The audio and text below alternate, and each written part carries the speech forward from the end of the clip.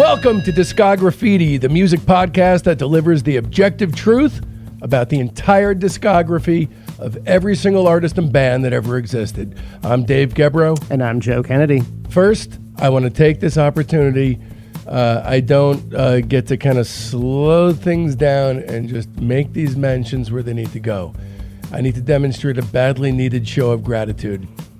It's hard to describe just how much fun it is to put together these shows. It's also completely and utterly ridiculous how much work goes into it. We listen to all these records. I don't care how familiar we are with it. I don't let myself off the hook. I know Joe doesn't. The amount of intense fact-checking and research is nuts. Most of my notes for each and every episode average about 50 pages. Tonight's is, I believe, 47. So you can imagine how it felt about 20 episodes in when we started seeing a significant spike in our audience. But the stress in our lives, that just remains heart attack level intense at most times. And yet somehow we are okay. Discograffiti is okay. Tonight's guest, who shall remain unnamed for the moment, is okay. So I want to thank Joe Cravino and Daniel Gill and my beautiful wife Jen and my parents Bob and Elaine, Joe's wife Sarah, and of course my best friend Joe Kennedy. Of course, thank you so much to my little guy Mason and to Joe's little guy Elliot. And then there's our core audience, the diehards, the ones who listen to the episodes the second their phone dings on Sunday night. You know who you are. And on a side note, yet a very prominent and relevant note, if you can prove you do that, we will definitely do a shout out on the air of your name and your favorite album.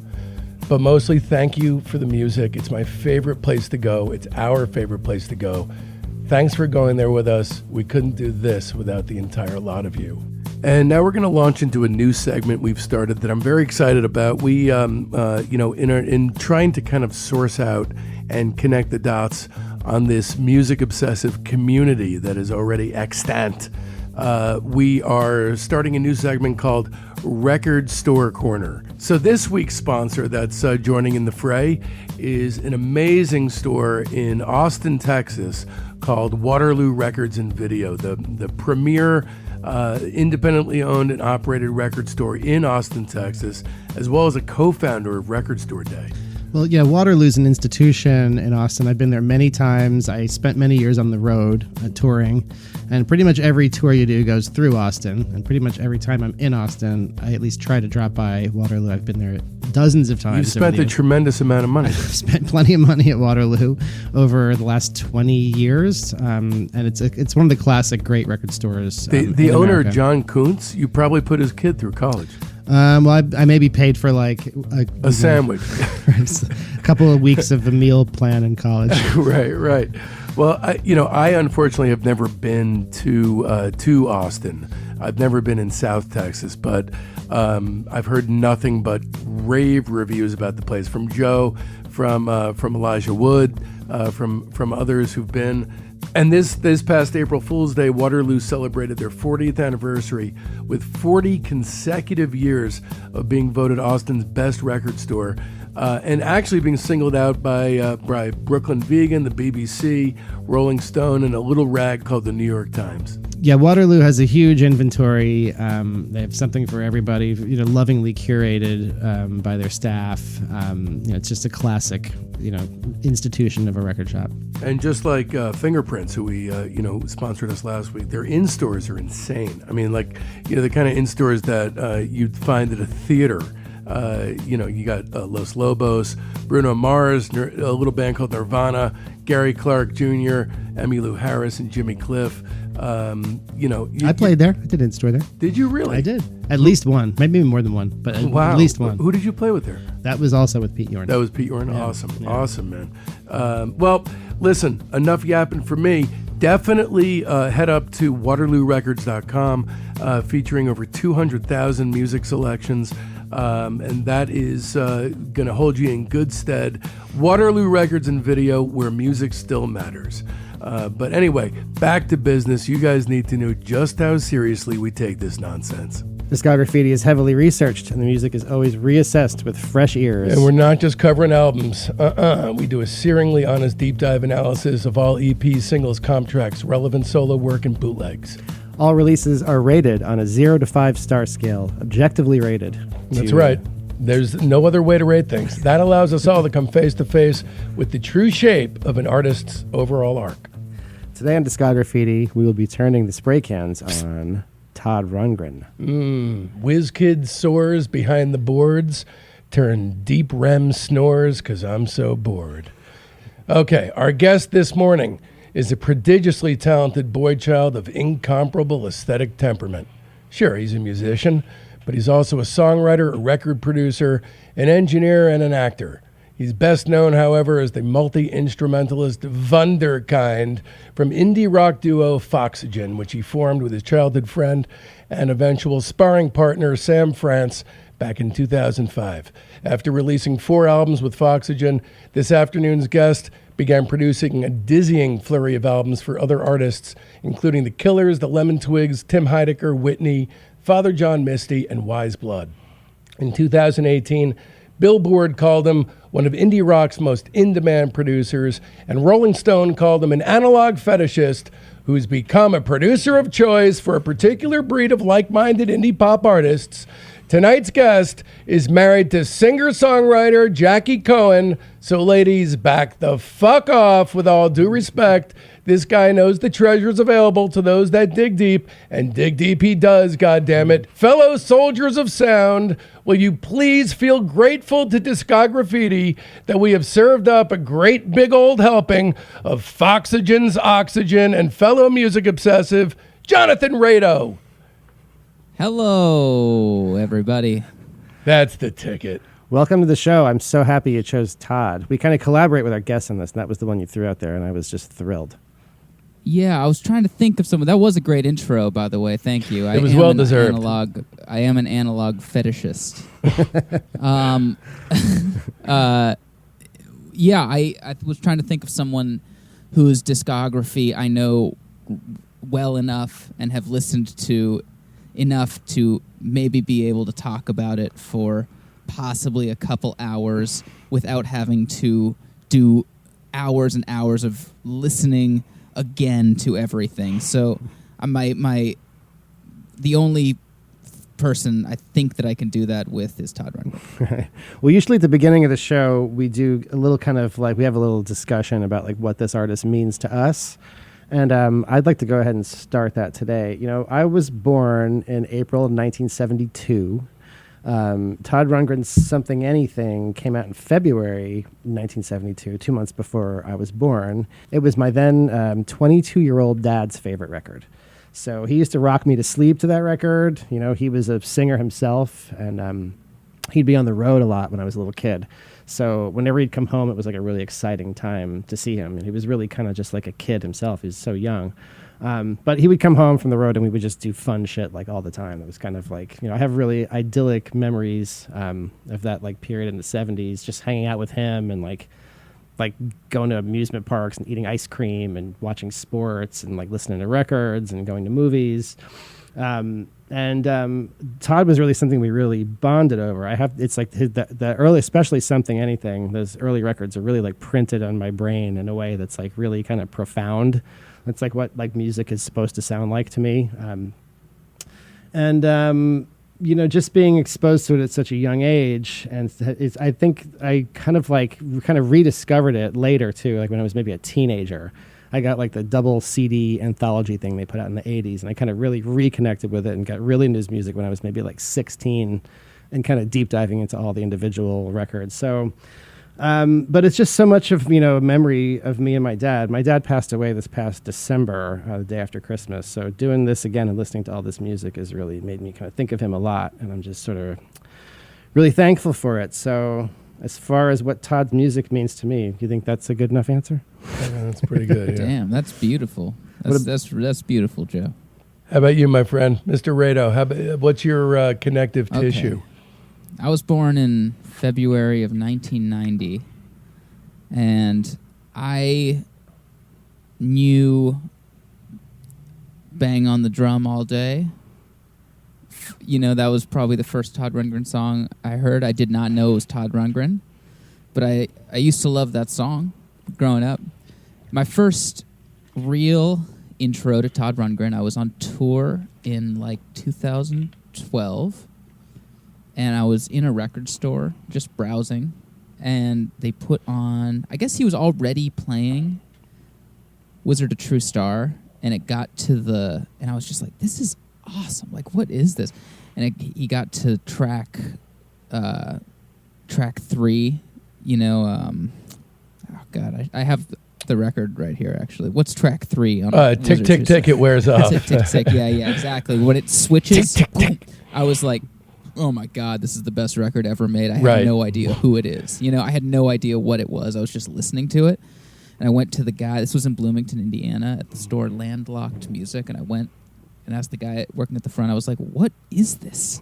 And he was like, it's Todd Rundgren, like, it's a really popular album. And I was like, oh, cool, It's yeah, a I'll really have it. popular album. Yeah. It was kind of popular. I at its love I mean, time. that was whoever the this guy vibe, is. The vibe was like, it's Todd Rundgren. Like, aren't you the kid from Foxygen? Like, you should probably. Yeah. And then I was just like, yeah, could I have this? And he was like, you want me to just stop, And he took it off the, record player that he was playing in the store, and I bought it then. And then also at that time, like, streaming was a thing as well. So I had the physical vinyl on. I was on tour in Bloomington. I had no way to listen to it, so I just streamed it.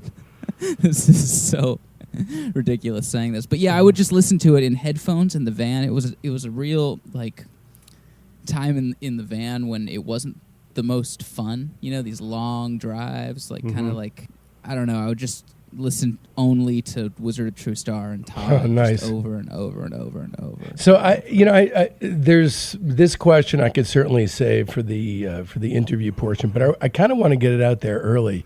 I was a fan of yours before we met, but the connective tissue seems to be the and Star Power record. That seems to be you exercising your Todd demons. Is that altogether true, or is it an overstatement? No, that's 100% true on every level. So do you feel like you got the whole thing out of your system, or not really? You can never get Todd all the way out of your system. Right. Yeah, I mean, no, I think I did. I think I honestly feel as though at a certain point I over-Todded. At night you would have a hot really- toddy to go to sleep. And Yeah, I think around the end of the Star Power era, I was pretty burned out on it. well, I don't know if it's a surprise, or if it's if this of course is an obvious thing, but it probably all around it's my favorite album of yours. I think mainly conceptually just because it falls apart. Anything that falls apart like that, where it's orchestrated chaos, is a very beautiful objet d'art, as they say in the hoity-toity world. What about your personal relationship with Todd? My personal, this is the honest truth. Besides Hello, It's Me, which I love that string of early 70s minor key FM classics. Another great one is How Long by Ace. These are songs that would never be number one now, but somehow, or Amy by Pure Prairie League. These are like, like a small moment in time. These kinds of songs could be blockbuster hits. Right. And Hello Is Me got in there. But as far as a serious recording artist, when Joe and I lived in San Francisco, I've known Joe since you were born in April 1990. February. Yeah. February No, it's more 90? Feb. All right, so Feb. you were 6 months old when I met Joe. We met in college. And, a few years into our friendship, he introduced something, anything to me, then it was a True Star, then it was over. But my story is not as powerhouse as you guys, even though I became a huge fan. Let's get into the meat and taters of this thing. Here's a little segment that we love to call the run-up. And what this does is, in a bullet-pointed fashion, gets us very quickly to release number one. Or in this particular case, his production stuff, and then release number one. He kind of took a circuitous route to a solo career. Very career-minded young gentleman. So Todd Harry Rundgren was born in Philly, very key element, Philly, on June 22nd, 1948. Todd himself had to play guitar, unsurprisingly, loved the Beatles, the Stones, the Ventures, the Yardbirds, and Philly soul.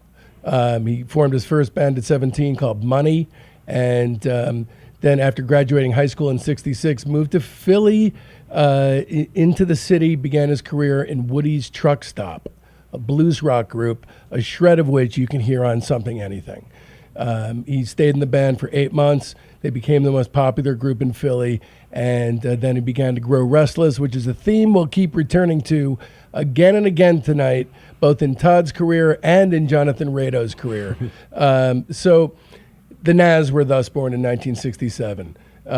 So Screen Gems Columbia signs them. Their debut 45 is a classic. July 68's Open My Eyes, backed with Hello, It's Me. And both songs are penned by Rundgren. There are 3 albums, Nazz, Nazz, Nazz, and Nazz 3. Now, Hello, It's Me, notably, is the first song he ever wrote. Is that? Wow. Yeah. That is impressive. Yeah. Those Nazz records are great records. That is, however, another show. I'm a big fan of them all. I'm sure you guys have lots to say about them, but Jonathan, you can come back for the Nazz episode. In March 68, Laura Nero, right guys? Not Nero, thank Laura God. Nero, yes. Released her second album, Eli and the 13th Confession. Rundgren heard the record. He was blown away by all those goddamn major 7th chords. And, of course, the variations on augmented and suspended chords. Not to mention all the 2 5s. And then after Todd met her for the first time, she asked him if he wanted to be her band leader. The Nazz had just signed a contract, but he was really tempted. Anyway, the rest of the band failed to properly accommodate the resident genius's rapidly changing tastes. And so the second album, supposed to be a double called Fungo Bat, was reduced to a single by the record company with approval from Rundgren's bandmates. Not a good look. He left the band in late 69.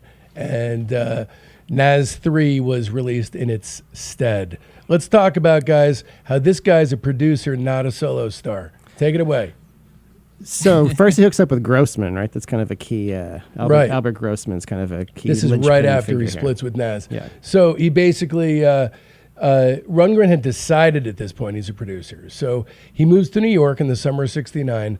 He meets a guy named Michael Friedman. By the way, when I said take it away, guys, I took it right back. Yeah, you got Sorry this. about that. I just want to get us to the... That's what I will say. I want to get all the chunky bits out of the way. So moves to New York in the summer of 69. Michael Friedman, formerly the assistant of the Nazz's manager, John Kurland, offers Rundgren a job as staff engineer and producer under Albert Grossman. Grossman promises to Rundgren that he would become the highest paid producer in the world, which actually later came true. So initially, what was Todd's job? It was basically to prop up these old stars who needed a dusting off, sort of like a lower level Rick Rubin, American Recordings kind of a thing, right? So Robbie Robertson and Levon Helm and Todd traveled to Canada to record Jesse Winchester's 1970 debut, and it was actually kind of a secret audition. The band asked Todd to engineer Stage Fright. It becomes their biggest album. He's called their boy wonder, and thus a producing career is born. Can we talk about this, though? He engineered Stage Fright. He's credited as the engineer. Yeah. I just think, wanted to see not if you were the listening. producer. Yeah, he doesn't And, he doesn't get a production credit, although it seems like he sort of produced it. And that in reality. album sounds terrible. You think so? Can we talk about that? I think it's a terrible sounding album. That's interesting. I think it's cool, but it's not. I wouldn't say it's engineered very well. Right. They recorded it in a weird place. They recorded it like at a theater on a stage. old So- barn. I've been there. It's a real arts and craftsy, like wood, like log cabin kind of thing in the woods. It doesn't look set up for this kind of thing. I don't know. I just wanted to get that. I just always thought that was pretty interesting. That Todd like engineered that album. He's not like the producer, but then I always thought that it's like his worst sounding recording. Like I don't know. There must have been something just totally wrong with the gear. The I first think it took him a one minute that- to get his chops together in terms of recording stuff because the first solo album also doesn't sound amazing. It's like he was learning on the job. The first one he produces is actually called The Great Speckled Bird. I don't know if you guys have heard this. I actually like the record very much. I listened to it again for this trawl. It's Ian and Sylvia kind of doing Some serious commitment, dog. it's like folk rock, but with like a pinky toe in the psych water. It's pretty good. I mean, it sounds pretty decent. But, very quickly after, going down this road as a career choice, he's pumping out Badfinger Straight Up, Sparks' Half Nelson record, New York Dolls, We're an American Band, Fanny's Mother's Pride. That's all within 3 years. Yeah. It's good stuff. That Sparks record, I think, is the best sounding of the bunch. Which one? The Sparks album. That one's pretty full. Sonically. That one's really good. Yeah, the Badfinger thing, they brought him in as they needed to do it quick. That's kind of why they brought him in, because he had a reputation for being able to get stuff done quickly. And his stuff on that sounds pretty good. It hangs with the Harrison stuff pretty well. So he's getting his game together as a producer. He has a certain kind of imprint. He has this kind of like tight, like punchy kind of thing that he does. Yeah. Those records right. have a common sound to them a little bit. What Joe and I most love about Rundgren's producing work is that there's a mathematical equation where the inverse of how well he got along with them is how bad the record is. If he got along well with you, the record stinks. If you're XTC, if you're Andy Partridge, If you hate him by the end, if you want to kill him, it's a masterpiece. So, basically you got to let Todd take over is what it seems like. Yeah. This guy's got a vision that obliterates the artists. You're either okay with that or you're not. Yeah, right? There's some quote that he was like, if you weren't good enough to do the part, you knew that Todd was like ready to do it. He's the doctor. He's good enough. He's ready to do it. So here's a few choice records. All right, let's maybe throw a few words in about each. What I basically We'll did talk was, about his whole career of producing. let's talk about his whole. so we don't intersperse it. So have you guys heard Great Speckled Bird? I have not. No. Great. Who's the artist? Great Speckled Bird. It's Great Speckled Bird. Oh, okay. Is No, the artist I have not. and the record. They love their name so much they made it an eponymous record. Then the band Stage Fright. We've covered Kinda that. talked that. Badfinger Straight Up, I think, is probably their first all-around great record. It's pretty good. You don't love it? It's okay. You know what? Look, fighting words are cool here, man. There's good stuff on it. It's not like, a 5-star record. Yeah, there's but good it's stuff. good. Right. So New York Dolls, Let's that's talk kind about of an Half interesting Nelson. one. That comes before sure. that. Yeah, that's a good one. Yeah, talk to us about Half Nelson. I just love the sounds. That's kind of what I was... It specifically was kind of what I was trying to do on the Lemon Twigs first album. Yeah, I could see that. Yeah. Because they're like Sparks Brothers kind of vibe, and it has just this kind of dry, tight thing about that album. I think that one was a relatively positive experience for Sparks. I think they had a pretty good relationship with him. I think they got on pretty well, I think. What about so the New York Dolls record? That's pretty interesting. Yeah, that's kind of the next big one. That one is just like he kind of made it's kind of like a platonic ideal of what glam or punk. Well, it's kind of interesting that he's kind of there at the sort of nexus of punk rock, right? He's like a Max's Kansas City guy. Yeah, so just hanging out, he's like kind of drinking. He's kind of in the social scene around the kind of proto punks in New York, the kind of the Bowery scene or whatever's happened at that time. Which is kind of weird to think about. And, I mean, it makes sense now in retrospect, but he's just kind of like Carole King, Laura Nero guy, and he's kind of there at the dawn of punk. Like making this kind of seminal record. That record's pretty good.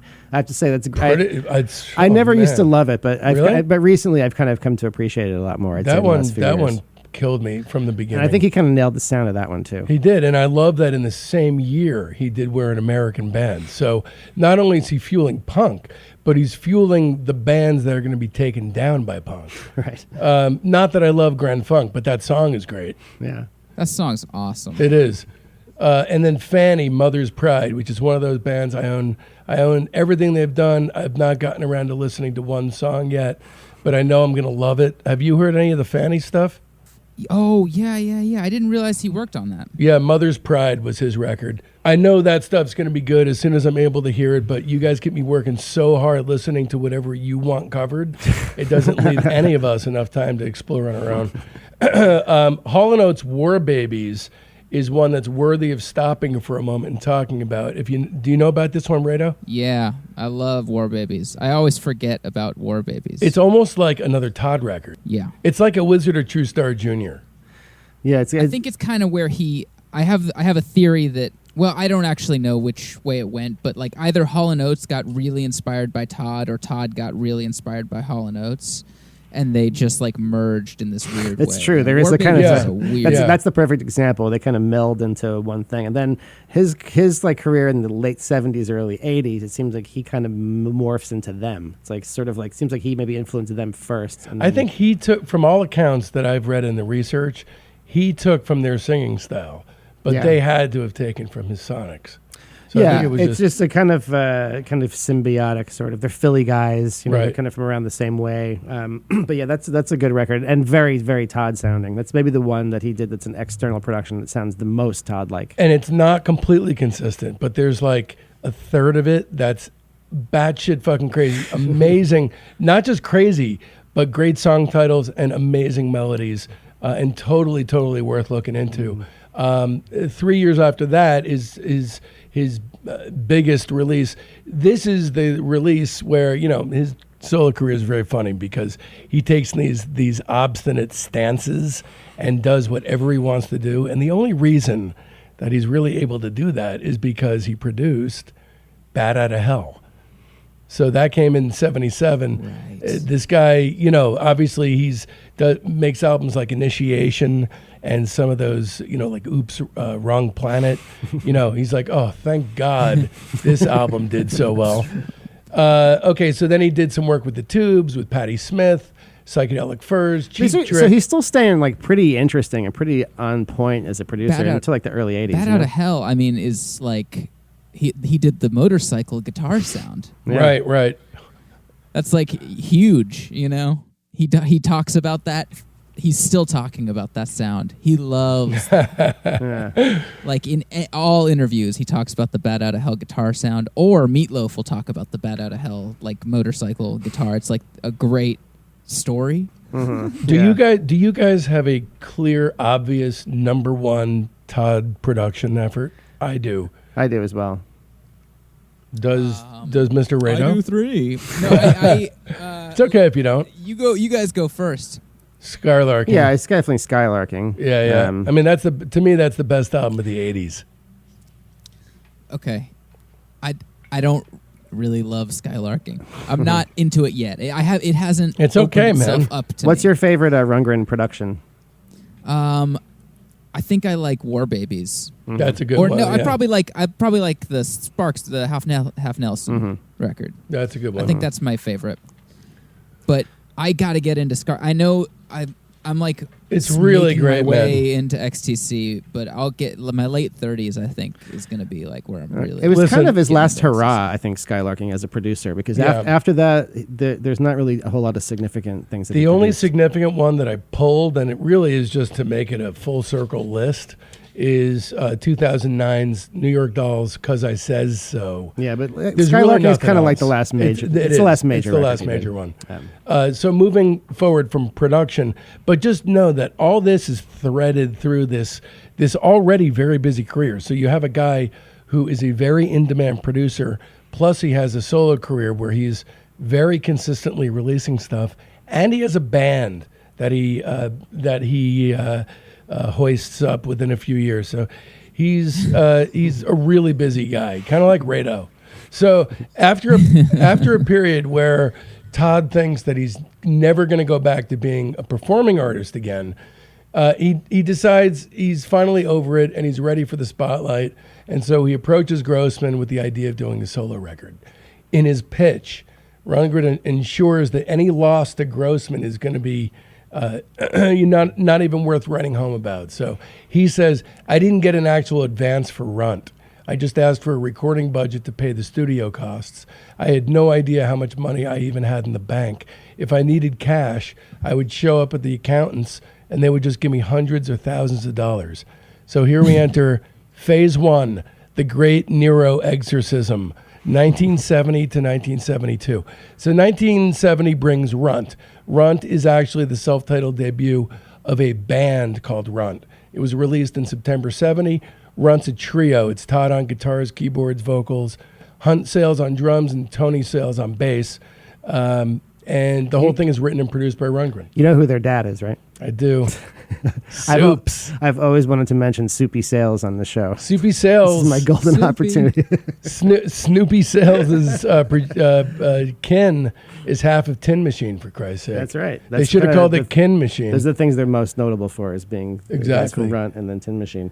Runt is basically Rundgren's debut solo record, and reissues actually credit the LP to Rundgren rather than the group.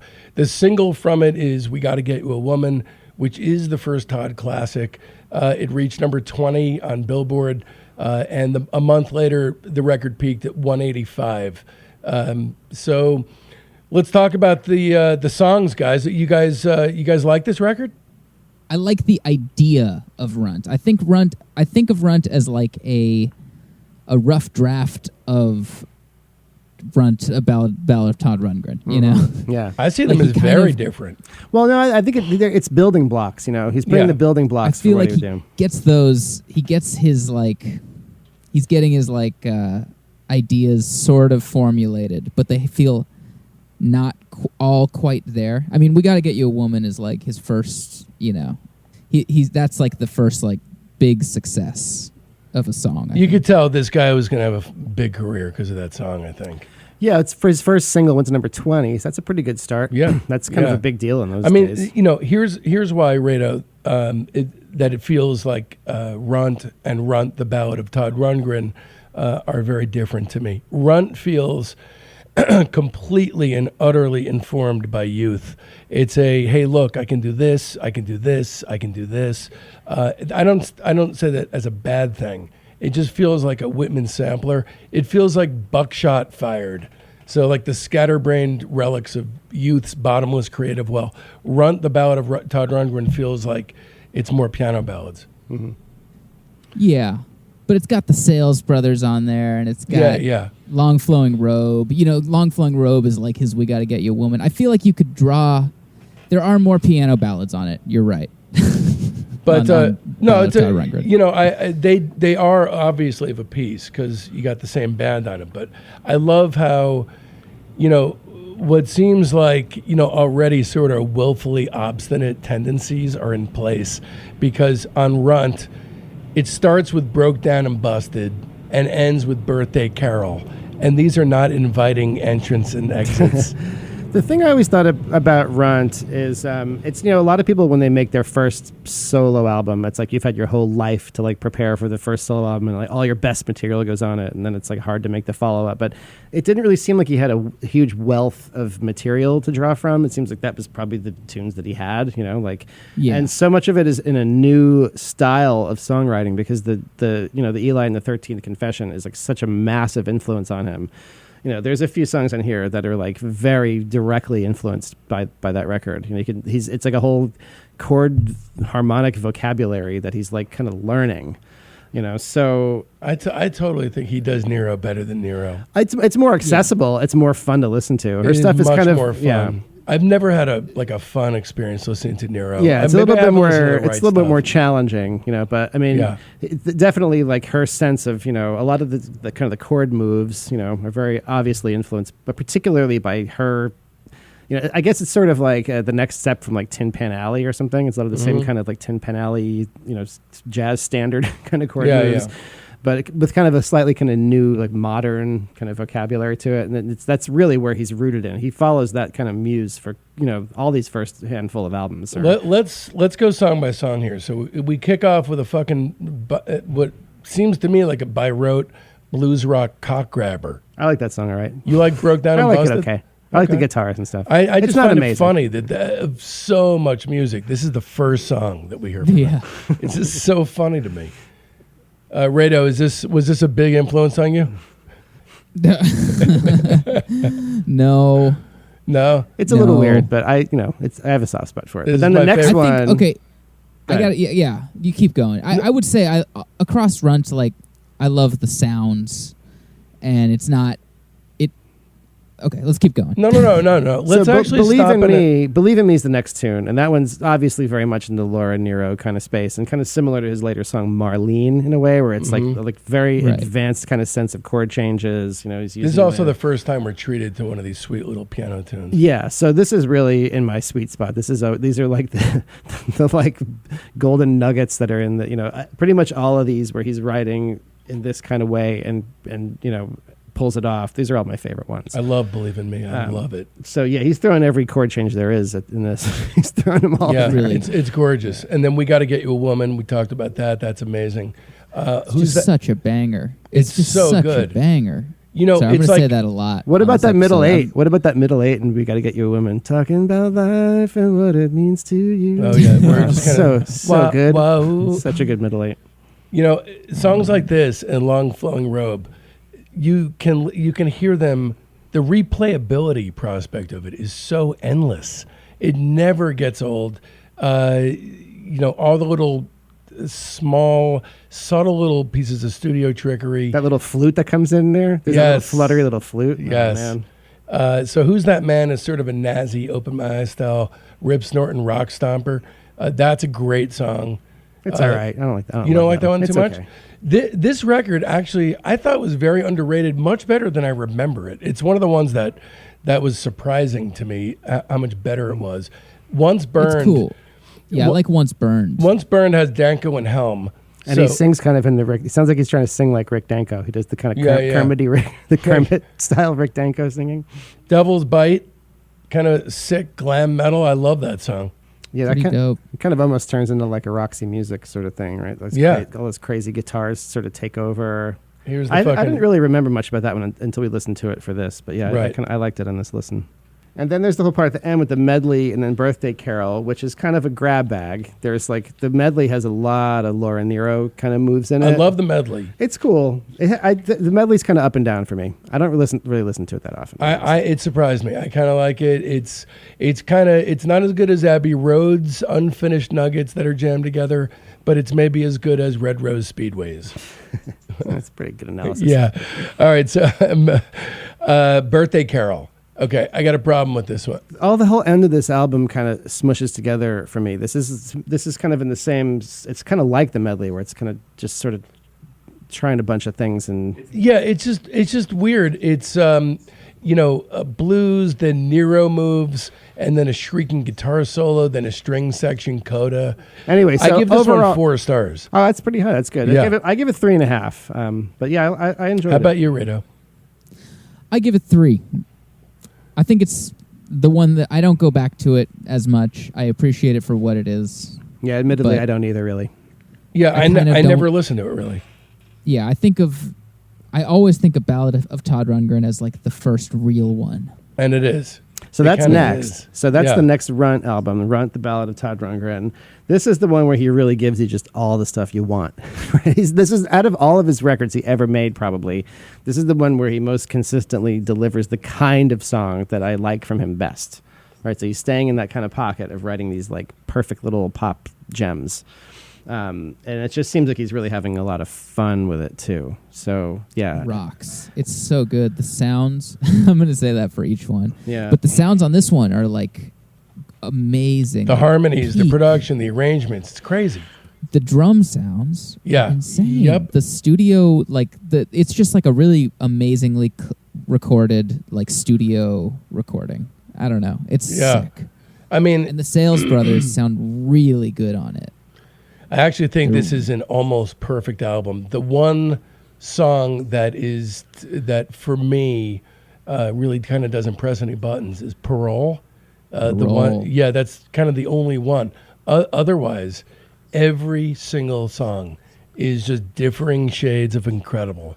And it's a total balls to the wall classic. It really is. If you're not familiar with it, everything from the cover art down to the way he puts it together, he goes from good to major talent overnight. Yeah, I think this record doesn't really get its full due outside of people who are Todd fanatics. I think Something Anything has kind of gained a reputation as being like a kind of a legacy all-time classic record, but I feel like this record deserves that same status. This is like a songwriting album. I think about this one as the best representation of his songwriting. Yeah, agreed. Yeah. There's not much production on it. It's kind of just...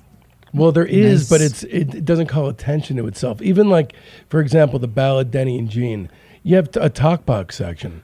You know, and it works so Yeah, well. it fits in. It doesn't stick out. Yeah. It doesn't. yeah. You know, Now, I'll say this as well. On Ballad of Todd Rundgren, I feel like he's taken the Laura Nyro vocabulary and made it even more his own, right? So he's not really mimicking as many of the changes that she does. He's kind of got his own vocabulary for it now. And this is where on this album, he really starts to use a lot of what I call the Rundgren chord. So that's like D over C, dun, you know, dun. like a D with a C in the bass. You know, that it's kind of like a passing chord that really makes you want to feel like it wants to resolve. Really You're giving away the secrets. Yeah. He's like really really using that a lot on don't this. tell the hoi polloi. And it's just like, you know, I love all this stuff he does that has those crunchy chords. It has like, you know, fives in the bass and major sevenths and all these, and moves around them very skillfully. Really at the top. It's in full. He would write songs like this again throughout his career, but this is where he really establishes, like, I feel like his own harmonic kind of world. Here's where Todd leaves me a little bit chin scratchingly bemused. With the Ballad of Todd Rundgren, even though he's stylistically aping somebody else, it feels very heartfelt from beginning to end. And Todd is very much, although heartfelt at times, very much a snarky performer. And so it seems saddening to me that material that would be maybe to him very easy or facile, but to me is just very affecting, is something he wouldn't really explore that much in his career. This is his most sincere album, I would say. Yeah. Yeah, he had that breakup that he wrote about for like... He always says that, you know, he had one breakup... And he just wrote about that forever. Yeah. I think "Hello, It's Me" is about that breakup. I think it was before it happened. It was like it was like many years before. He's still kind of like going back to that. Yeah. Let's really go down with the microscope on this one. A lot of people aren't incredibly familiar with it, and you know, I'm going to do something here that I don't normally do, which is to talk about, you know, my top lists. This is my favorite Todd record.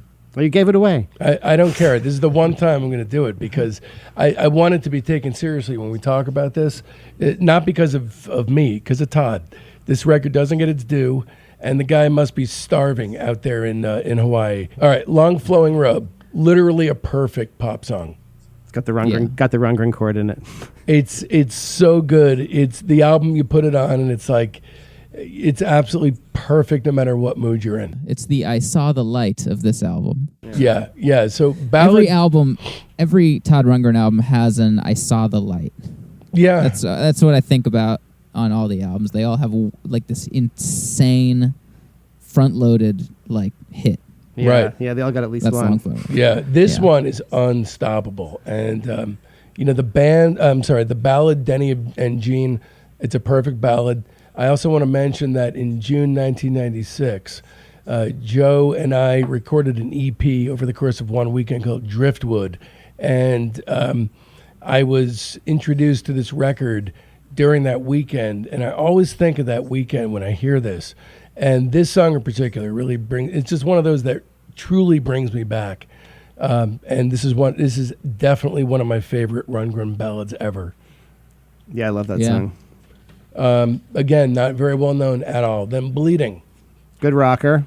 Yeah. Good pop rocker. Some of his rockers can get a little dodgy. Totally. But, this one's good. Exactly what I was going to say. Fully fits the bill. How about Rado? What's your stance on Wailing Wall? I think it's amazing.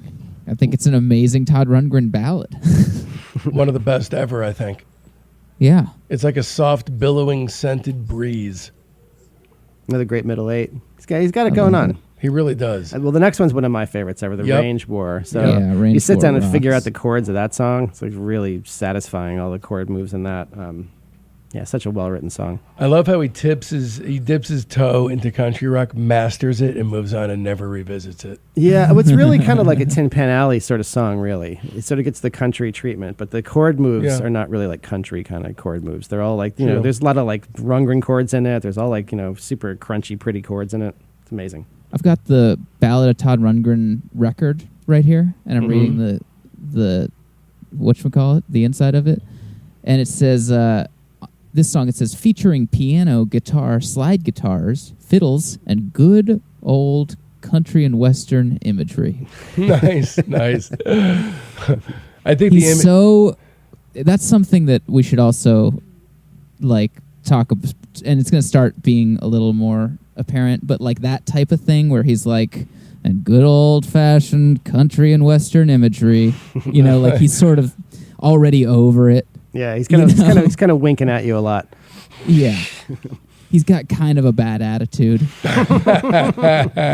That kind of bad attitude would flower into something irrefutably terrible at a certain point. In his old age, you hear him talk now, he's kind of pretty gracious. He seems pretty cool now. You know, obviously he's not making music that's as cool, but he seems to have the sort of curmudgeonly persona suits him as an older gentleman. Yeah, that's a good word. I feel like he was more curmudgeonly. Yeah, I think he's probably more of a softie now.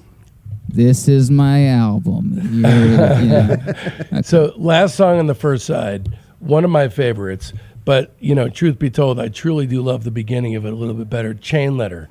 I love the meta commentary on where we are in the song. Lyrically, you know, very much, again, totally over the idea of even writing a song. So side one, I don't know, pretty powerhouse. It's amazing. Not a lot to complain about on that side one. I think side two is except for Parole, is basically as good. A long time, a long way to go. Definitely more heavy on the Nero influence this time. Joe, you like this song, don't you? Yeah, side two of this record's it's not quite at the same level as side one mostly. I mean, Be Nice to Me is on side two, so that's amazing. Hope I'm Around's my favorite song. Hope I'm Around's cool. It's kind of like a Bacharach kind of thing, like an R&B ballad. Boat on the Charles. I love that one's kind of like Charles. A mood. That's, you know, it is a mood. It's like it's a vibe. Ambient vibes work. Yeah, it's still the record's still really strong this deep in. Those are all good songs. Be Nice to Me, I really love that because fuck man, is that perfectly redolent to the time or what? When I visualize him recording that song, I picture him with a pair of Oshkosh Bagosh with one of the things undone. I wasn't yet alive, so I can't really say if that's true or not. And then Hope I'm Around's my favorite on the album. A total fucking heartbreaker. What do you think about side two of this record? Yeah, give us the side two. I was going to say, side two to me it's not quite as memorable. I love Be Nice to Me. Yeah. And, do you like when he approaches or regresses away from Sensitivo? I like it. I like it when on this record, whenever he's doing the ballads, I picture him with the rope around his neck. Yeah. And I think it just, it just like, it's a great image. I don't know. I think I like it, but it's always, he approaches it, but it always feels like, he's got the noose around his neck, so it's like a little wink or something. Yeah, and I think that it really is a classic cover, with the thing with the noose, because it just sort of gives a little bit of like, I feel like it makes the record feel a little different. You know, it gives a little bit of undercurrent of a little bit of darkness that I think it's kind of a needed counterbalance. So it's really a great cover. I feel like throughout his entire solo career, there's a tremendous corollary with Lee Hazelwood, both an odd sense of humor that is not tailored for any kind of general audience whatsoever. And it's sort of self-deprecating. Totally. Self-effacing. Yet he's still a complete egomaniac. Totally, yeah. Megalomaniac to the core. But on this one, if it wasn't for that cover, there'd be nothing Lee Hazelwood like about this. This feels to me totally straight-faced, and it's what I love about it, what I find seductive and charming about it. It is my favorite. I give it a hard 5. 5 stars for me. Yeah, 4. I'm going to say 4. 4? All Okay, right. I love it.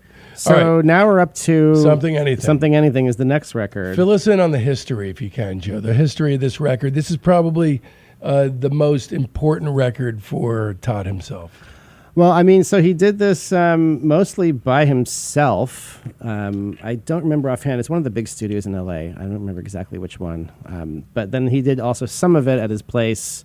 After an earthquake struck. Yeah, he had a house that he was renting in like Laurel Canyon or something, and he recorded a few of things there. There's not really a ton of like, a lot of times on the show we'll be covering bands, and there's kind of all kinds of like crazy interpersonal band stuff that's happening, and all this biographical stuff that's kind of interesting. But Todd really just like is kind of a workaholic. It's all just like he's make another record, make another record, make another record. Not many crashed cars, not many overdoses. Yeah. So this one, I feel like appropriately, this episode is really going to be probably mostly like about the music, because that's really kind of by far the thing that's of most interest. In stark contrast, it's not to like the band. it's not like he's a boring person, but he's really kind of lives it. You know, that's just kind of all he really does is make music. Yeah. So initially it's L.A., then he goes to Bearsville, where he for that finishes side up. 4 thing they did in Bearsville. This was a big success for him. So the album peaks at number 29 on Billboard, was certified gold 3 years after its release. Hello, It's Me was a top 5 hit in the US in late 73, and I Saw the Light was a hit as well.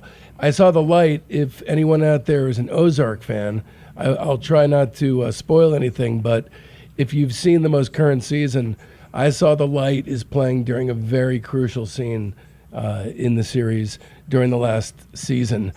What a spoiler. Yeah. Great. I guess I'll Whole watch thing's something ruined. else. So Todd plays most of the instruments, or if not all the instruments, I think, on the first 3 sides. So he's taken over playing drums, and a lot of it was done like, not to a click or anything. So he just like played drums on the song, and then like if it was close enough in time, he'd start overdubbing on that. So a lot of times he wouldn't have the arrangement fully worked out, so it'd be like an extra bar here and there. So he'd have to like make the songs fit to his drums, whatever he'd laid down for drums. So it's a lot more of just him without any bandmates, and there's definitely a more kind of ambitious sense of like arrangement and production style. Let's talk about drugs. Okay, Ritalin and cannabis. Cannabis. That at the time, these were the things, because I mean, we're going to talk about A Wizard, a True Star. We're going to talk about what fueled that. The drugs were a very key component during this time in his career. And he's talked about that pretty openly. He's said that was a key, the things that were fueling this record. Whereas, right. And he was ripping, stuff was pouring out of him at such a rate. And he attributed it to Ritalin and cannabis. I Saw the Light, he said, was written in about 20 minutes.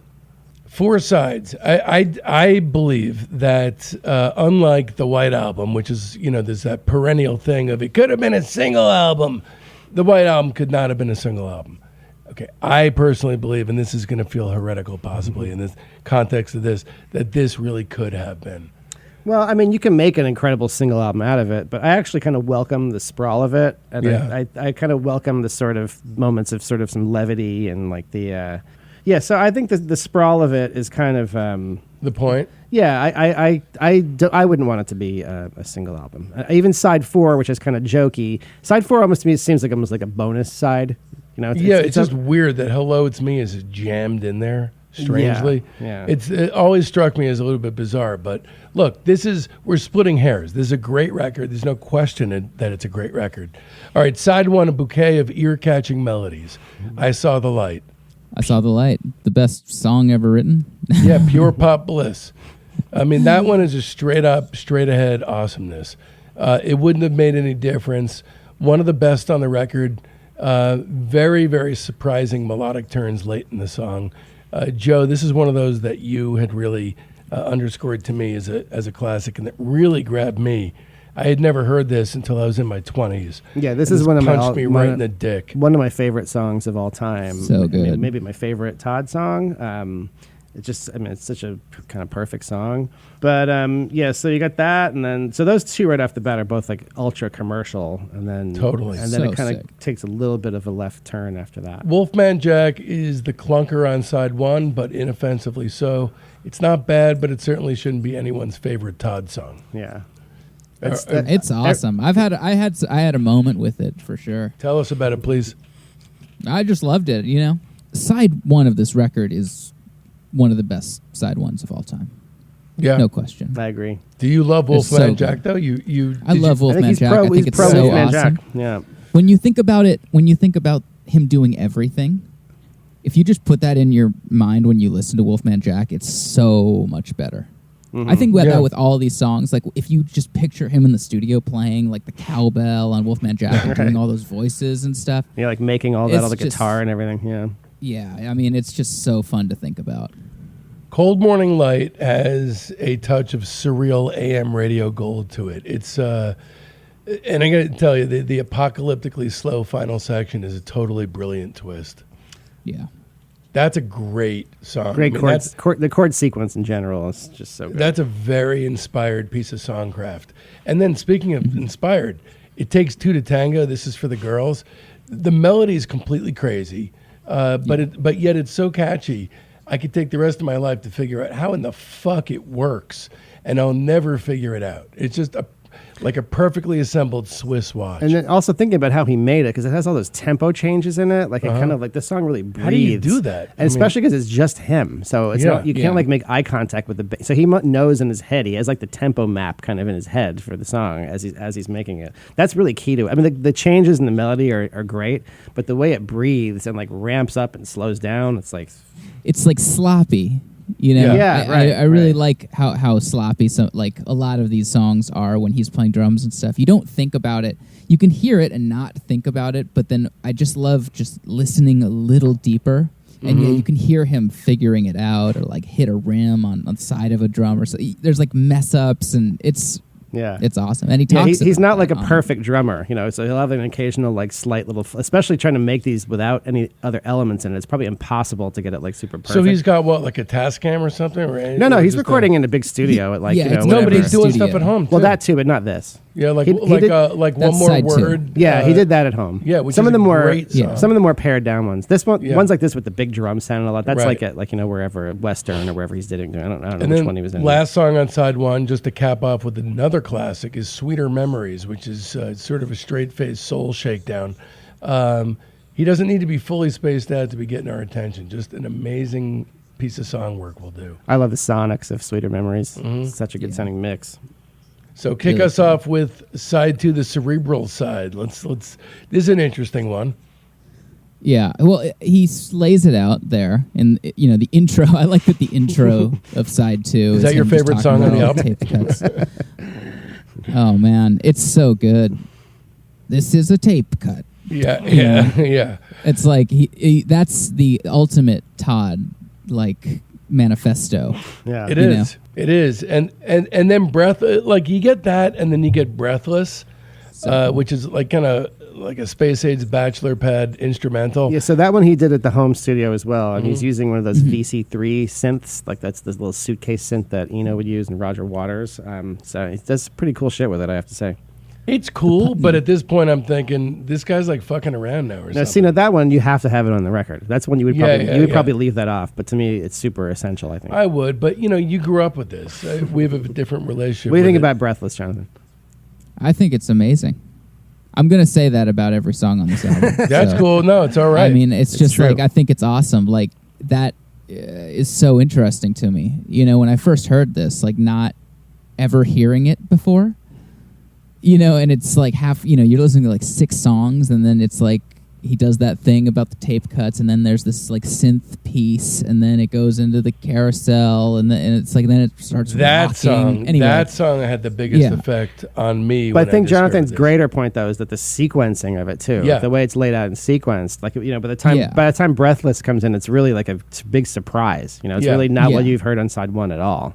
yeah, it's just a different album. It really is like a vinyl. It's like for vinyl. It is. Yeah. It is. It's like you get a different one on the side too.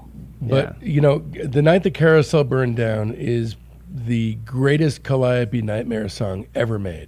I mean, the descending chord change is a killer. The pump Scary. organ instrumental breakdown at the end is just It's all beyond going like out of powerful. tune. It sounds like he's like maybe changing the tape speed. Yeah. It sounds like the carousel's actually burning down. But it's It sounds so good. I mean, it's Yeah. brilliant production in that one. Radio. Do you hate the song? I love it. Okay, cool. I completely love it. I think it's awesome that he burns the carousel down with the track. Like he does it with the tape speed. So Yeah. you said Yeah. it, So it's so You brilliant. guys are on it. We're all on the same. Saving Grace is next. That's kind of in the Laura Nero sort of space, but it's still another one that's very accessible sounding. It sounds like a jingle. It actually Yeah. sounds like it could have been a jingle. Yeah. It's a great song. And then Marlene. I mean, what a perfect nerdy name for a love song. That's like, it's talk about playing to his target audience. It's great, and it's so Brian Wilson-y. A bit like Bacharach, this chords on this one to me.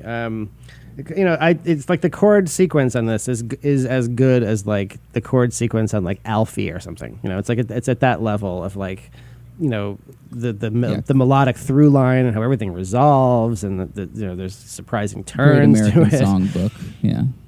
Some great American songbook music. You guys take over on Song of the Viking, and I Went to the Mirror. So Song of the Viking is kind of a jokey one, right? So it's kind of like a Gilbert and Sullivan sort of thing. But if you take the vocal out, if you made it a different vocal, it would just be like another song from this record. Like all the chords and the production are like just basically like another something anything song. Then it has this kind of like kind of weird Viking narrative over top of it. So that one's kind of weird. I mean, not my favorite. It's cool. Yeah. Okay, so maybe not every song. Song of the Viking is like I've skipped it before. I usually skip that one, and I Went to the Mirror. Which is that's the thing. These two songs. Yeah. I don't really know why they're on here. Well, an album like this does this kind of sprawl. It's like usually they have kind of little rabbit holes. You have a different QC. I Went to the Mirror is another one. It's kind of cool, but it's the subject of him popping the zit and everything seems like it kind of kills the vibe. The vibe. But if you actually listen to the music, it's actually kind of interesting. So I think Todd Rundgren's kind of like Frank Zappa. Mm-hmm. Yeah, he's got a little bit of Zappa in him. Yeah, like he's known to like. I feel like he can just like get kind of gross. I don't think Todd's sophomoric like Zappa. He kind of sometimes will use like humor as like a color, sort of. Right. So, but not it's not in exactly the same way, but it's the same sort of like kind of like. I feel like Frank's sensibility will drag a song down until it's drowning.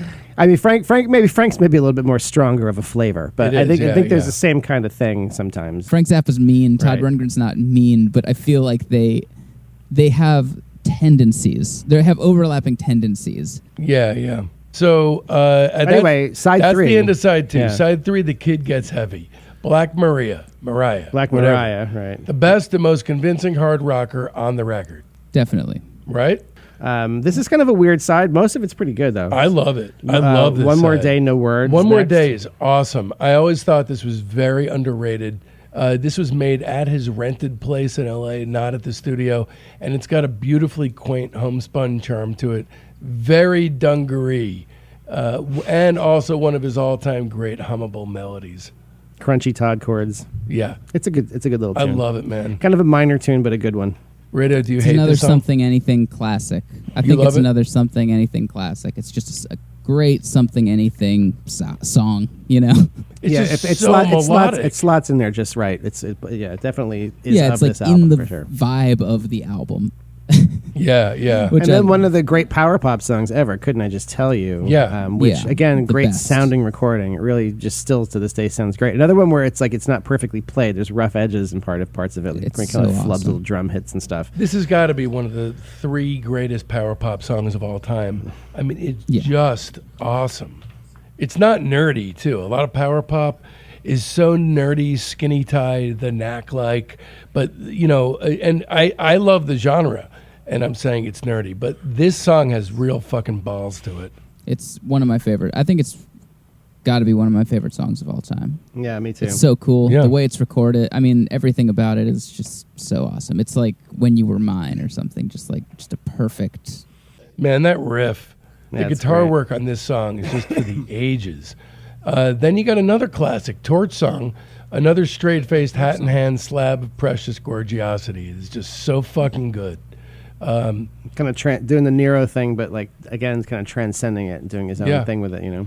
All right, so Little Red Lights, a less convincing heavy rocker, if you ask me. Nobody did, but I'm telling you anyway. He does like it's like a Jimi Hendrix vibe. Yeah.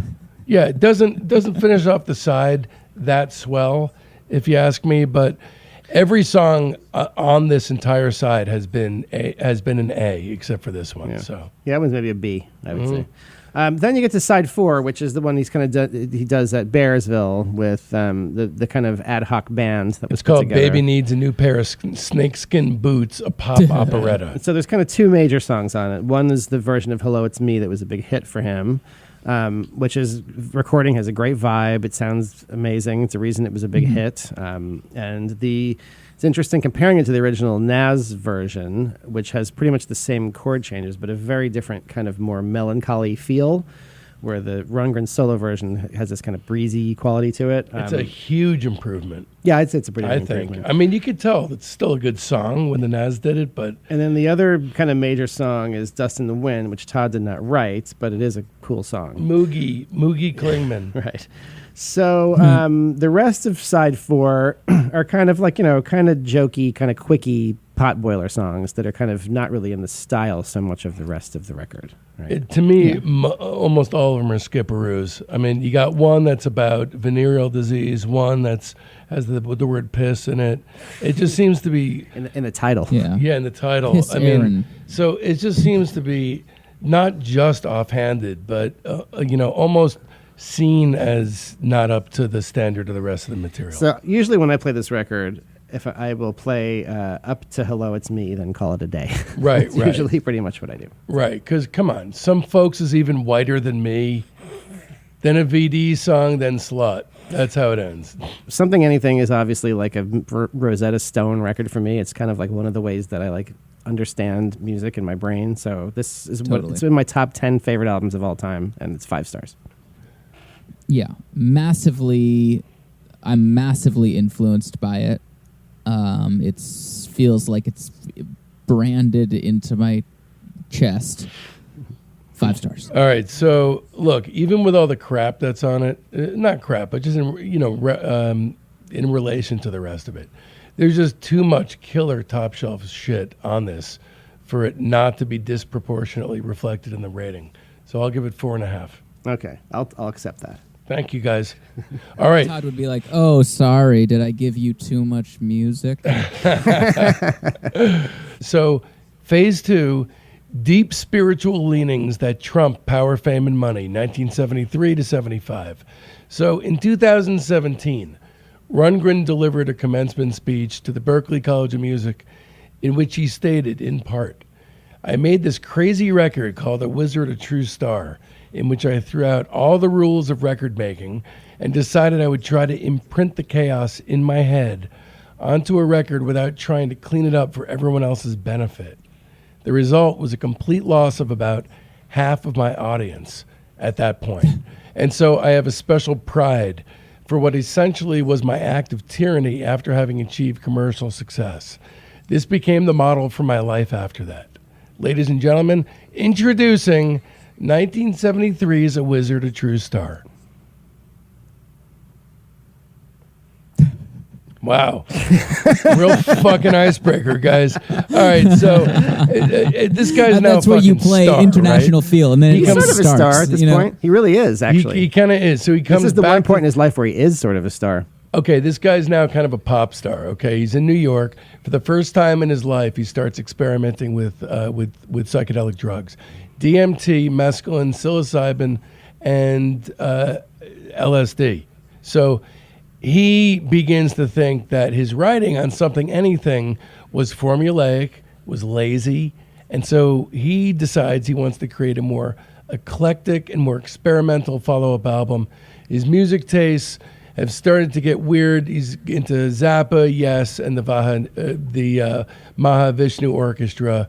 And so he said in 2010, it was fairly early on in my psychedelic exploration, so everything at that point is just pretty colors and this world of new discoveries.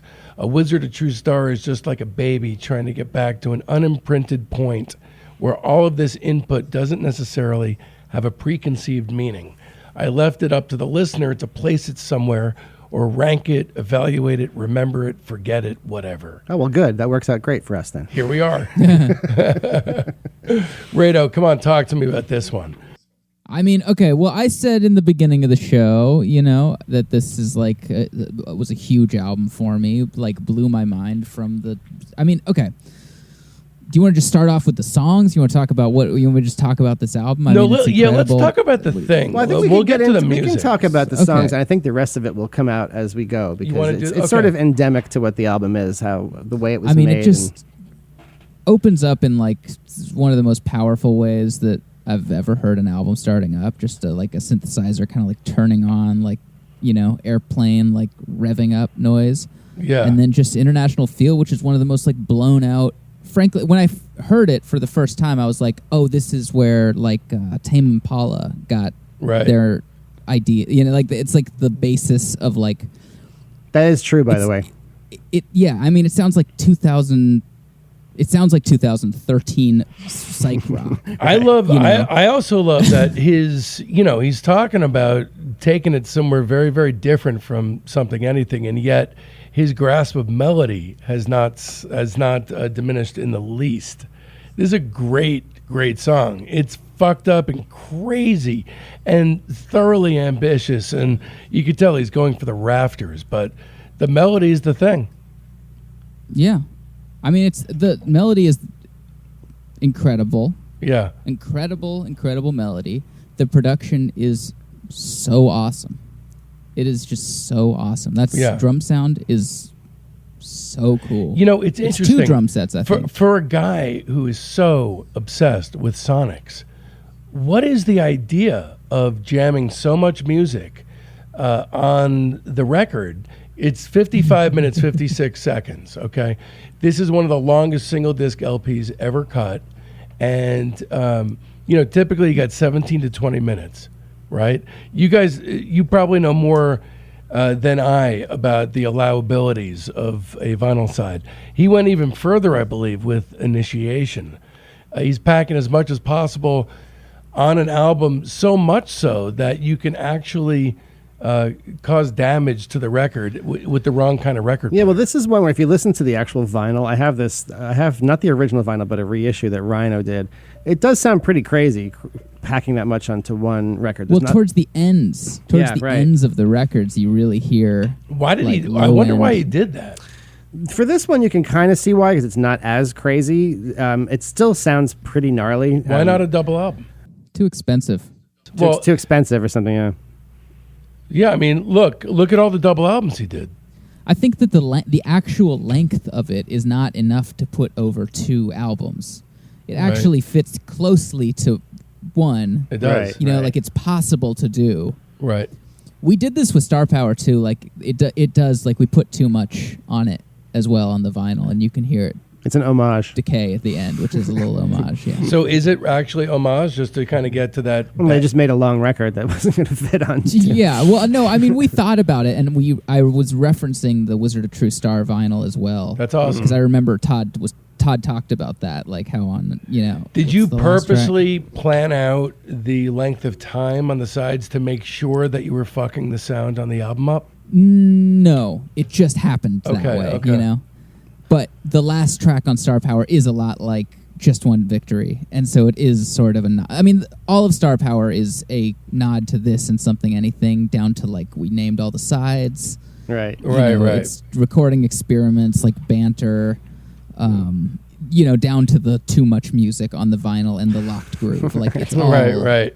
It's all in there. Like this is like those 2 albums are probably, you know, the two of the most influential things, like music, movies, art, whatever, of my life. Right. So Now- take us as a tour guide through side 1, the non-soul, more acid-leaning side of A Wizard of True Star. Take our hands and guide us through this experience. International Feel. Then Right. where are we? Then there's the kind of the medley bit. Peter Pan, right? Yeah, Never Never Land, you get the Peter Pan song, which Fucking is amazing. a crazy move to cover. Have track 2 just be another weird Todd idea, just like a cover as track 2. But it is also, in my mind, unquestionably the best show tune foray he's ever had in his career. Oh, yeah. Well, that's a great Well, song. Every other show There's- tune foray is for the garbage can. Okay, well, I love it. Yeah, I love this it, too. But I also love well, we'll get there. You know, it's really cool. It blends in. All the songs blend into each other. This is an unbroken song suite. And these songs, except for International Feel, they clock in at about a minute. Yeah. So Tick, Tick, Tick, it wears off. Brilliant. Yeah. See, like a rocker like that, at like a minute long, it doesn't really overstay its welcome. So Right. it's just like in and out, and that one seems to really kind of fit in great. That transition is just it's one of those moments in my life where it just like I'd never heard anything like that, and something clicked. Right. I was like, oh, like wow. You can just cut it. It's just a tape Right, cut. It's right. awesome. Yeah, a lot of razor blades back then for all kinds of Yeah. reasons. This is such an interesting kind of, also the place where he is, like time and place wise, because he's still kind of writing those kind of pop things, but he's getting a lot more ambitious. And it's like, when he got more ambitious and went more into this direction, it's like it kind of went off the rails a little bit. Truly weird music. This is truly weird music. But this is like a sweet spot where he's like still on the rails and everything's kind of clicking. I don't know why he Yeah. couldn't somehow keep this whole thing up. Because it went from this to a treatise on cosmic fire in 2 years. Well, we see it a lot on the show. It's like artists like this don't like to do this, don't like to repeat themselves.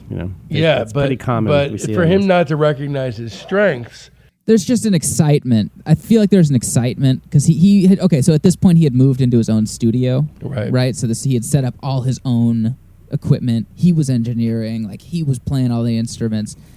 He was doing all those new drugs. Everything was just like, yeah, it's working. I feel like, and then that obviously like wears off over time. yeah. Like you can't take Adderall for that long. when you get past that like little medley bit, and then there's kind of some more substantial, like Zen Archer is kind of like the kind of centerpiece of that side one.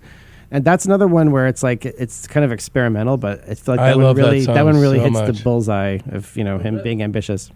Let's go back up to where we were, because Rock and Roll Pussy apparently is Rock and about, Roll Pussy is really insane. It's apparently about John Lennon, yeah. Yeah. Which is because he takes another pot shot at him on Utopia's Deface the Music, and then of course and they had that feud. They had that public feud kind of. This is I think the first pot shot. Dogfight Giggle, which is less a song than a extremely disturbing soundscape, a la several species of small furry animals gathered together in a cave and grooving with a pict. Insane. And then Flamingo. Flamingo's awesome. Strangely influential song for me. I don't know why. Just stuck with me. Well, we talked about Zen Archer. Just Another Onion Head, Da Da Dolly. So here's interesting little piece. Apparently, Albert Grossman was very supportive of this record, which... Can you imagine a manager being like, yeah, it's a good direction for you? He would keep coming in the studio and they'd be working on like the craziest shit. Like they're working on like Da Da Dolly. Da Da Dolly, yeah. And he's like, yeah, cool. Yeah. That's great. Yeah. The 70s were sick. Yeah, what a time. So I love that song, and I love... You want the obvious, you'll get the obvious. It's great. That whole... I mean, it's So cool. It's a stunning piece of music. It really is. And when the shit hits the fan, Sunset Boulevard, fucking epic. That one's kind of like Awesome. where it peaks, That's kind of like it's all building to that. That's such, Yeah. that's such It's a great, 4 minutes. Such a great like that hook in that and everything. It Sunset is so Boulevard. awesome, yeah. It's great. And it's like a strain of his music that's kind of never really captured again. Le Fil International. Good old reprise. The reprise, that's 26 minutes, 21 seconds of music. Yeah. What would this album be without International Feel reprise? Yeah, exactly. That's a great album side. Yeah. That's an all-timer. Then side two is amazing. It kicks off with Sometimes I Don't Know What to Feel. It's really off-putting how earnest and straight-faced this is after 26 minutes of total fucking acid-fried lunacy. But it kicks the soul side off in a very stately way. Could have been on Something Anything, I feel like. Yeah. Really groovy. Mm-hmm. Just like Great good groove. It's awesome. If he's playing drums on that, I don't know. I feel like on this side of it, he's a sides guy. All of his albums have like, on this side now. Mm-hmm. I think on this side too, there's like more backing band people. Mm-hmm. I think he's not doing quite as much. Is that the himself. case? Okay. That's what having listened to it thousands of times, have imagined in my mind. Yeah. I don't know if that's true. I think this is all Todd. I might be mistaken, but I think this one's all Todd. Okay. Maybe he snuck Moogie in there. The next tune has always been one of my favorites. It's one of the greatest 90-second pop songs of all time. Sorry, Robert Pollard. Does Anybody Love You? Was this staple of your mixtapes? Yeah, because always when you get to the end of a side of a tape, there's never a long enough tune. Does Anybody Love You has gone at the end of a lot of sides mixtapes for me. Okay, then we get to the medley. Talk to me about the medley, guys. I skipped the medley. You do? Nowadays. Yeah. It's kind of cool. It's definitely like him being like contrarian putting this on here, right? It seems like a sort of very conscious head fake. But no, right? but that's the weird thing. But that's what he says, right? He says in retrospect. Joe, you and I have had lots of conversations, not anytime recently, about this and its inclusion on the record. And strangely, in my research for this, it seems like he thinks this is the most psychedelic gesture of them all. I mean, I guess in a way. Depends it on how is you really defend it. psychedelic. Do you think so, agree with Rado? that. Well, okay, talk to me about that. Well, I think it's a really psychedelic idea. It's a big psychedelic medley of a bunch of like soul songs. I mean, it is. It's so vague. It's kind of like Vegas-y, though, almost. Yeah, but I see. This is where I think that it's actually truly psychedelic. You know, like there's psychedelic music, and that's like a genre, and then there's like a psychedelic idea, like this. Yeah, he's doing the whole thing just to set up the joke of doing Cool Jerk in 7. You know, so he does Cool Jerk in like 7/4. I think it's like all like it's all just building to that, so you can like pull the rug out and do like this weirdo version of Cool Jerk. Something that 4 people would get. Yeah, it's like Zappa. me being one of them. Yeah. The sort of next bit after that's kind of the rabbit hole part. So you get kind of Hungry for Love. That's not a good song. And Is It My Name are kind of, those are probably Is It My Name is not that good Yeah, either. so those are the two kind of those I are, like I Don't Want to Tie You Down and Is It My Name? Yeah, I Don't Want to Tie You Down is a different story. Yeah, I don't want to tell you down. It's great. That's a work of tremendous majesty. That's a whole different fucking deal. It's a beautiful song. And it's under 2 minutes. I mean, it. Yeah. But somehow that wended itself into this pool of material. But then it closes out Just One Victory. triumphantly Just with One the Just One Victory. Victory. Yeah, that's just an anthem. So, you know, the overall, like we just kind of went through it song by song, and there's a lot of great shit on there. Let me talk as an overall, please. This is something that I cannot stop thinking about. Sometimes conceptually, something about music will just not leave my mind. And this is one of those things. When Robert Altman did MASH, he had the world at his feet. He had whatever career he wanted to have. What he chose to do from an endlessly possible pool of material was a movie called Brewster McCloud with Bud Cort. Any of you guys seen that movie? No. Rado? No? I have not. Okay, No, I'm aware of it, but I haven't seen it. Rado, you especially, as a professional contrarian, have got to see And this an movie. actor. And an actor and a raconteur because you're that fucking good. But I was on Weeds. You were on Weeds? Do you know that? I didn't I was know on that. Weeds and Community. Okay, that's my fun Sweet, fact. dude. Yeah, I am an actor. Okay, I know you're an actor. I introduced you as such. But, okay, so after MASH, Robert Altman, released a record called Brewster, not a record. I'm getting my media confused. Released a movie called Brewster McCloud, starring Bud Cort. And it's about a guy who's obsessed with learning how to fly. And the big running gag in the movie is just birds shitting on people. It's the greatest what in the fuck contrarian response to a popular piece of media that I have ever seen. And so this is always the comparison point to me. So throughout Todd's career, he's never had such a big success as Something Anything. But his response to all successes is always with the Brewster McCloud perspective. And to me, that's just interesting. So the structure of the LP is odd, dazzling, staggering. It's a timeless album. And Todd's willful negation of his own success makes it one for the ages. I mean, there's a couple moments that seem to me to be either psych or soul filler, but overall that's quibbles. It's top shelf Todd. I give it 5 stars. Yeah, so, I mean, you know, there's just the ratio of good material on it. And the fact that it's surprisingly, out of all his records, has sort of aged so well. It's such kind of a strong flavor in terms of production, and like it has this crazy blown out sound, but somehow That one seems to really have a contemporary kind of feel to it. It seems like it's aged really, really well. So 5 stars for me too. One of the best albums of all time, a studio masterpiece, one man coming apart and putting himself back together again 1,000 times over. 5.5 stars. I love it. I love it.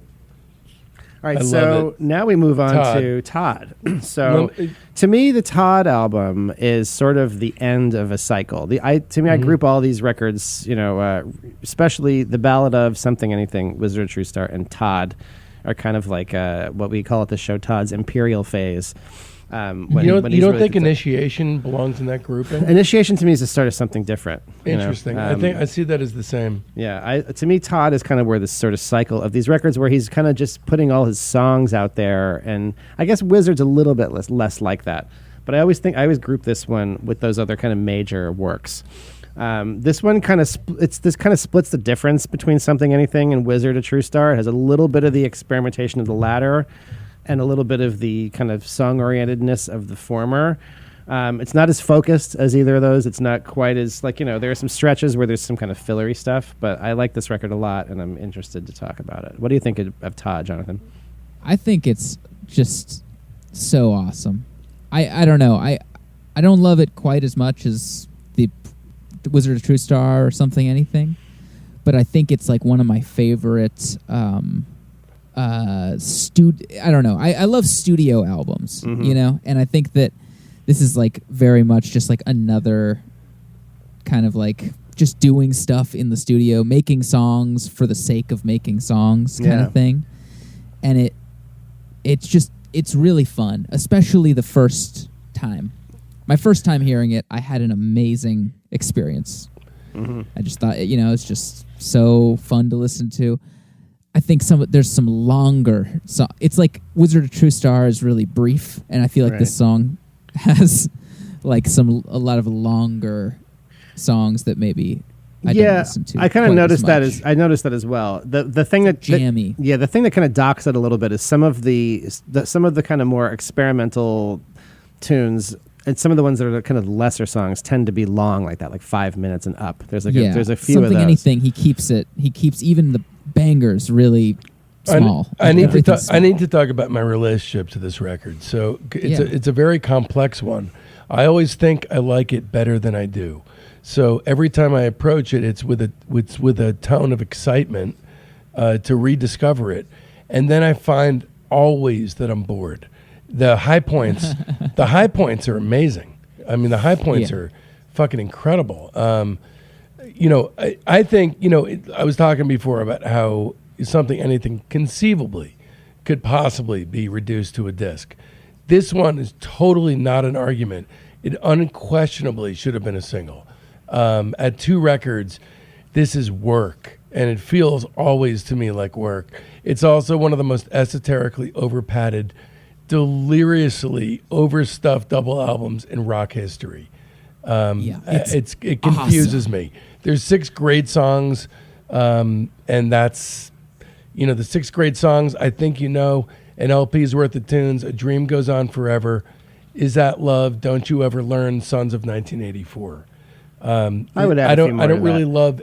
I don't even like anything else on the record. I think I clocked it at more like 8 to 10 things that I liked, and then I even so the whole first side. Yeah, we're going to go through it, obviously. Yeah, so side 1, I think The Spark of Life, LP's Worth of Tunes, Dream Goes On Forever. Those first 4, The Spark of Life is kind of maybe the controversial one. It's kind of like a 6-minute long kind of synth soundscape. Yeah. Bloops and squiggles. I actually like it. I like it. You do? You guys do? I always listen to it. I Think You Know is really good. Yeah, I Think You Know is awesome. That's a great song. That's one of his great spacey ballads. So I always stick with The Spark of Life. I always listen to that when I put this record on. I like How About a Little Fanfare or whatever. Right. I forgot about that one. first song. Yeah. That's sick. I think it starts off great. LP's Worth of Tunes, then Dream Goes On LP's Forever. Worth of Tunes is great. It's really fun. That's yeah, like it the is. first time. It's like, oh, I love it. I love mean, A Dream Goes On Forever could have been on Something Anything. That's a great pop song, classic song. So pretty good start. So we're 4 songs in. But so the problem if you buy into Spark of Life, especially, that's a pretty good side. But the problem started at Lord Chancellor's Nightmare. Yeah, so song, then it and gets they a don't little, stop. Well, so there's another kind of Gilbert and Sullivan one, and then Drunken Blue Rooster's kind of like a weird instrumental, so not super essential. But then the Last Ride, that's kind of Last Ride's cool. That's a canonical Todd song. I think any Todd fan, minor. I think any Todd fan would tell you that's a kind of a key song. I just don't get it. I like The Last Ride. I don't it's get like it. It feels like Utopia, more like Utopia, right, or something. Which is right around the corner. Yeah, right around the corner. But then it's the next ones that are. So you get Everyone's Gonna Heaven, King Kong Reggae, which is very fillery. That's what this is kind of like. It just occurred to me actually that this is kind of like just Utopia. It's like he's starting to like just formulate. He that didn't idea. do, guys. He wasn't a cokehead, was it? Did he have a coke period? I don't know. It was the 70s. But like King Kong Reggae, that part of the song sounds like cocaine music. I mean, I don't know if he's known for that kind of The stuff. title seems kind of cocaine-y. Yeah, but I mean, no, it just sounds like, you know, that really bad Jefferson Starship stuff that is not aged well. It's interesting bringing up Like the all of Utopia it. thing because see, we had a hard no Utopia rule for this Right. episode, and Right. I always kind of feel like Utopia is sort of where like the dumping ground for his not as good material, or like the stuff that's even too weird to try as experiments. There's an occasional good Utopia song. Sometimes he sticks a gem in there, but I love how this is a guy who consistently releases double albums, but he needs a side project for his shitty material. so there's some of those. That's kind of a rough little stretch. So this this middle part. of the Side 2 records- sucks. This middle part is the kind of worst part. Side 2 is awful. But then I like a bunch of the next ones. So like the whole like Useless Begging, Sidewalk Cafe, Heavy Metal Kids segment I quite like. What do you think about that whole next bit? I Useless like Begging, it. Sidewalk Cafe. I like Useless Begging. I like Sidewalk Cafe. Is That Love is Amazing. Is That Love is a classic. It is so good. It's so late in the album, and it's just the single. It's so good. It's beyond good. I like Heavy Metal Kids too. I mean, it's jokey. Yeah, that's one of the rockers that I like. And his rockers are kind of like a mixed bag, but I do like that one. Works for me. It's jokey. I like the recording. I think it's cool. Yeah, it's kind of a cool riff.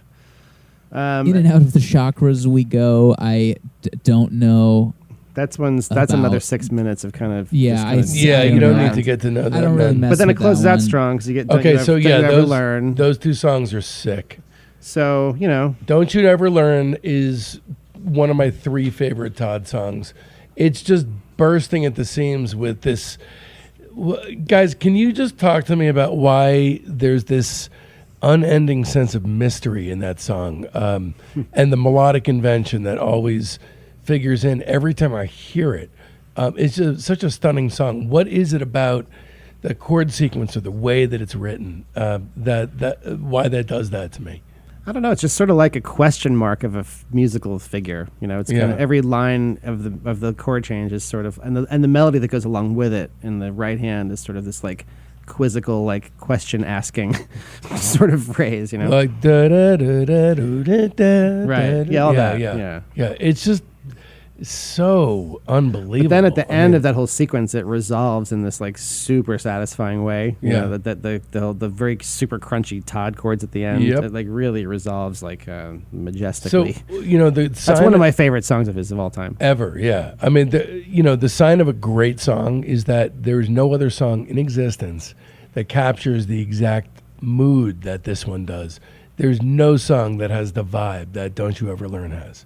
It's just a super original sounding song. I mean, he's got a lot. I don't know. I mean, there's a lot of Todd songs to me that have that vibe where it's like that is Todd Rundgren like doing something pretty original. So, Sons of 1984. Let's talk about why there's a large amount of people singing on that. Oh, you had to if you bought the last album and you sent in a card, you could be part of come to the studio and sing on it or something. Yeah, there was some. Did it live. That was an Albert Grossman thing. All right. Yeah, and your name would be printed on the poster of the Todd record, Yeah, which my dad's name is printed in. Is that true? That's right. He didn't I have it. He didn't go to the session thing to sing on the thing, but they did print his name in the jacket. That is so cool. That's really cool. Yeah, that's awesome. So He was that big a fan. This is a concert sing-along, and it's great. It really is. Like, Rado, you were talking about these great Todd album closers. This is a double album. You got to get a great song closing it out. He did. Yeah, and I know, and it's a live recording too. It's so weird. It's such a weird thing to have such a massive single. It's like Running on Empty or something. Yeah. It's like it's one of these weird things where it's like, yeah, this was recorded live in front of an audience. I give this one 2.5 stars. The peaks are ascendant AF, but ultimately there's just way too much filler to qualify this as a great record. All right, we're rarely more than a star apart, but we are in this one. So I gave Todd 4 stars, and I'm firm in my conclusion that I get it. It is a 4-star album. I get it. I'm going to say a controversial 5 for Todd. Holy shit! The best filler album of all time. I just want to talk about the cover of Todd and how perfect all of these covers are. It's funny. to the cover, his fucking face, to me, He's, like, always tired. looked so dour. Like, Yeah. he's kind of That's what that's the the album idea. sounds like. Oh, it is? Okay. Okay. That's exactly what the album sounds like. I don't know. He's got that just faded thing. Look, here on Discography, we love contention. Right, that's a zesty discussion on Todd. Yeah, yeah. And All so right. with great fondness toward you and everything you represent, I would like to say with open arms, fuck you, my friend. I disagree completely. Hey, what about me? Disagree with me too. I love and hate both of you right now. All right, so you guys, I love this total dissension. So what happens right after this record is Todd Rundgren's Utopia, their first record, is released. The first of many records, most of them outright shite from this band.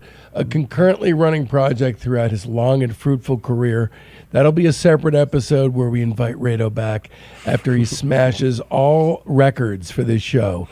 So in 1975, Initiation is released, isn't it, guys? Yeah, so this It one, is. to me, represents kind of a different phase. I've never really kind of gotten this record, has never really kind of entered my, this has never really been one of my favorites, and that didn't really change on this go-around for me. I love great musicianship as much as anybody. I love like Yes and King Crimson and like the Black Page and shit and like John McLaughlin, all kinds of crazy players. But the thing to me for prog, this is kind of where Todd kind of starts going kind of prog. And I really only like the very top tier prog. Like second tier prog, where it's not like super elite musicians. It's not really that fun. Do you let Radio? What's your stance on Initiation? What's your feelings on this? I agree with Joe. I like Real Man a lot. That's a great song. That's a fucking manifesto. So he's always got one. He's always got the one. But that That's song the I is Saw the important Light, for him. you It's a know. great song. And here's my argument for the record, regardless of how you feel about the entirety of the rest of it. Real Man is him throwing down, not just as in his career, but in all the lyrics. This is him as a man looking around and taking stock. So I get it. If you guys, I don't even know if you guys hate this record or... Well, musically, that song's amazing, but then it really kind of like gets into... It gets weird. The whole side 2, I just can't do it all. Side 2 is a demonstration of the principle that I have to follow my muse no matter where it takes me. So you got to appreciate it, even if you can't get behind it. And you and me cannot get behind it. Radio, can you... Radio can. Jonathan Radio can do it. Radio has been known to throw it on, if you want to listen to something pretty like backgroundy. I can think about it like that. That's kind of, just in the background, put on side 2. I don't know. I've done that maybe a few times in my life. This is like a strange place to be because as a fan of Todd's, and we are all avowed fans of Todd's, this is a guy saying, I know what I want out of life, and you got to love that he does because we're fans. Yet what he wants out of life, as we gather to our chagrin, potentially our horror, is that what he wants to do is make boring, middling music about spirituality that not many people of the hoi polloi can wrap their heads around. I'll say this about side 2, that in my head, I kind of had pictured it as like a very prog sounding. It's actually more kind of like him doing like a Tangerine Dream record or something. Right, it's right. actually kind of more like kind of new agey synth goop stuff. Synth farts. Which I actually like a lot usually. It's Yeah. usually You like just my can't get kind of behind jam. this. But it's not really, it's not really of like, super, it's not really as good as like a Tangerine Dream record. Let's talk about how this album is 67 minutes on one record. That's insane. That's nuts. So That's crazy. there's in the liner notes, what it says is technical note, due to the amount of music on this disc, over 1 hour, 2 points must be emphasized. First, if your needle is worn or damaged, it will ruin the disc immediately. Because the grooves are like so teeny tiny Yeah. that if you play it with some shitty like broad needle, it's just going to rip the record apart. Secondly, if the sound does not seem loud enough on your system, try re-recording the music onto tape. By the way, thanks for buying the album. That doesn't even make any fucking sense. I know. Just add some more noise into it and record it onto a tape. So here's why he released it on one record. There's actually a reason this time. There was a plastic shortage. So in order to keep the album on one vinyl record, he had to limit and EQ the master, so the bass response was rolled off to keep the grooves small enough to cut onto a single disc. He also had to speed up the first half of side 1 and speed up the entirety of side 2 to eliminate 2 to 3 minutes from each side. That's cool. Yeah. But yeah, what's your overall take on this record, on Initiation? It's minor. I think it's a minor work. I think he was maybe doing a lot of shit this year, and he's kind of like Woody Allen. Like he just wants to put out one thing a year or something. Yeah. Like it feels like he had a few ideas and then he just filled it up. Okay. I would like to mention 3 other songs, 2 of which I think are great. The Death of Rock and Roll. That's kind of a killer tune. That's probably my second favorite thing on it after Real Man. That's kind of one of those like it's kind of like Heavy Metal Kids or something, maybe more like revved up and slightly more kick ass or something. That it's one, a Rundgren rocker. Also, its It's feet cool. are on the ground. So if you're like, what the fuck is all this spiritual shit? It's a kind of a good one. Eastern Intrigue. Joe, you and I differ on this one. That one I don't like. Yeah, I think it's a good tune. Not top shelf because of the sort of caustically mocking verses, which gets on my nerves, but ultimately a good tune, I think. And Initiation, the title track, I love.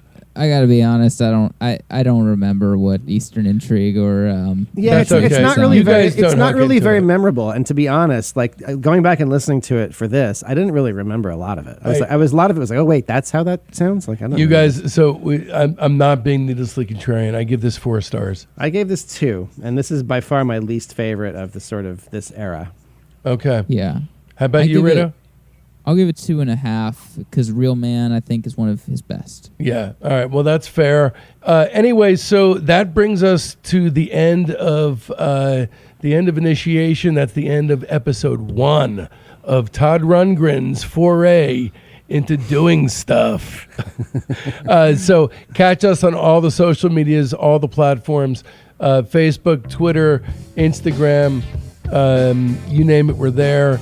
We're present. We're accounted for. And Jonathan will be returning for some of part 2. That's which right. we will- Only we will do some that. because he can't hang with stuff as it gets And 80s. one can hardly blame him. Yeah, so all the deep, dark work is left to us. It's okay. So we do this for you so you don't have to. So catch us on all the platforms. Listen to us constantly.